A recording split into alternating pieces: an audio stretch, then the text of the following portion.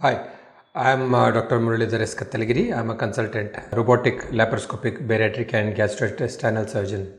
There is a small percentage of hernias that recurs or comes back after the surgery. There are various reasons for it to happen. So one of the common reasons being the mesh giving away, the stitches giving away, and sometimes the weight gain. See, one major problem that happens is that the mesh does not increase in size, but if the patient gains weight, there are chances that the hernia may recur.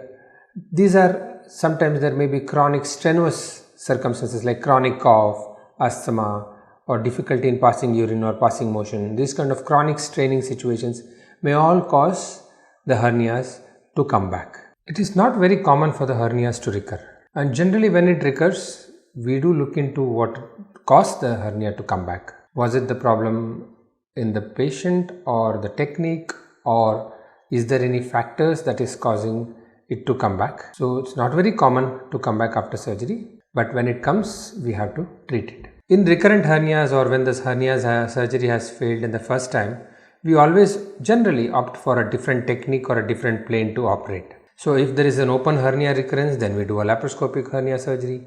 And if the laparoscopic hernia surgery has recurred, then there is an alternate forms of laparoscopic surgery or other forms of open surgery. So yes, we generally tend to do a slightly different approach when we see a recurrent hernia. The repeated surgery is definitely going to be more challenging for the surgeon and at times for the patient too, because the chances of failures or recurrence or complications are higher compared to the primary or the first time surgery.